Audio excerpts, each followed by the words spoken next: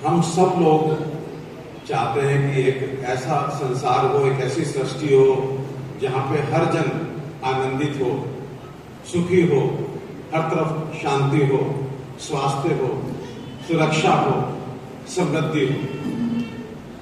और शायद ये बात भी हम जानते हैं कि अगर इस तरह की सृष्टि की हम कल्पना करते हैं तो इस कल्पना को एक ही विचारधारा पूरी कर सकती है, वो है सनातन की विचारधारा। एक ही धर्म पूरा कर सकता है, वो सनातन धर्म। सर्वे भवन्तु सुखिनः, सर्वे सन्तु निरामयाः, सर्वे भद्राणि पश्यन्तु मा कश्चित् दुःखभाग् भवेत्। ये विचारधारा इस जो ये सपनों सा हमारा सृष्टि की हम कल्पना करते हैं उसकी पूर्ति कर सकता है। और इसकी जिम्मेदारी भी अगर कोई उठा सकता है तो वो सनातनी ही उठा सकता है। इच्छा तो हर सनातनी की होती है, लेकिन इच्छा की पूर्ति के लिए दो चीजें चाहिए होती हैं। नंबर 1 भक्ति और नंबर 2 शक्ति। कालांतर में हमने भक्ति में तो कभी नहीं छोड़ी। आज भी हर घर में, जैसे स्वामी जी ने कहा कि ज्वाला जी तो हर घर में विराजमान है और उसी ज्वाला जी के माध्यम से हमारे पेट में अन्न पहुंच रहा है, जो हमें पोषित कर रहा है, हमारे बच्चों को पोषित कर रहा है। मां ज्वाला के आशीर्वाद से ही हम आगे बढ़ रहे हैं। भक्ति में कमी नहीं, भक्ति घर घर है, लेकिन अगर किसी चीज में कमी आई तो कमी आई शक्ति में। हम तन से कमजोर हो गए, हम मन से कमजोर हो गए, हम समाज से कमजोर हो गए, हम धर्म से कमजोर हो गए, हम राष्ट्र से कमजोर हो गए, और तो और हमारी समृद्धि भी जो है वो विकार की हो गई। कहने को हम धनी है, लेकिन हमसे निर्धन कोई नहीं है। हमारी भक्ति के जो केंद्र है, जिन्हें हम मंदिर बोलते हैं, शिवालय बोलते हैं, देवालय बोलते हैं, अब वो केवल भक्ति के केंद्र ना बन करके हम सब ने मिल करके उन्हें शक्ति का भी केंद्र बनाना है।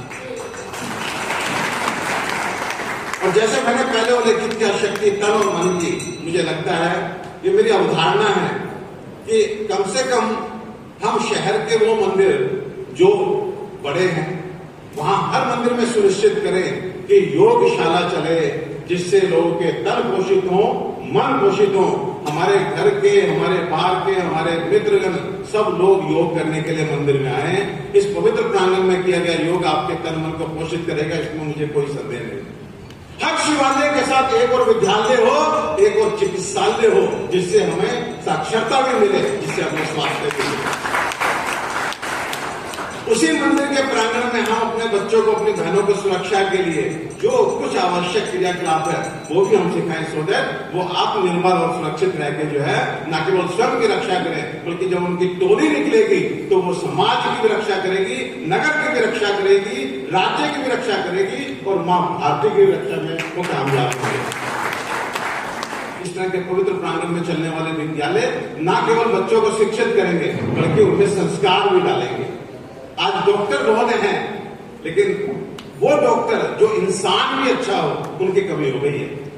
इंजीनियर बहुत हैं, वकील बहुत हैं, लेकिन वो वकील जो अच्छा इंसान भी हो, उनकी कमी हो गई, इसलिए समाज का पतन हो रहा है। तो जब इस प्रांगण में विद्यालय से बच्चे पढ़ के जाएंगे तो मुझे विश्वास है ना केवल वो शिक्षित होंगे, बल्कि वो संस्कारी भी होंगे, अच्छे इंसान भी बनेंगे।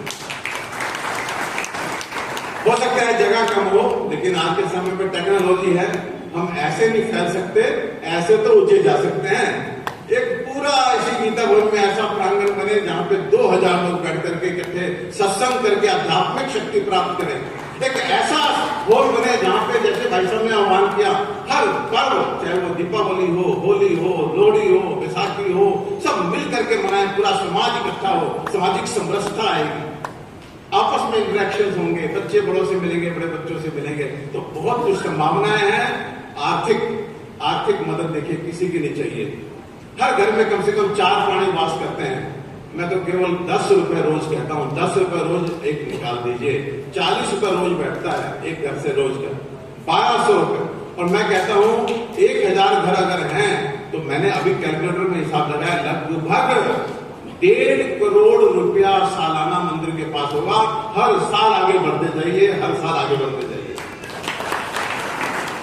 तो केवल हमें कर्म करना है, यही ईश्वर है, जिससे शक्ति भी मिलेगी, भक्ति भी मिलेगी।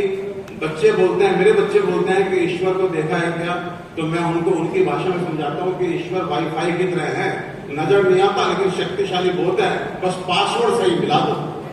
पासवर्ड सही मिल जाए तो कनेक्शन हो जाएगा, फिर देखना क्या शक्ति और क्या भक्ति। भारत माता की, सत्य सनातन वैदिक हिंदू धर्म की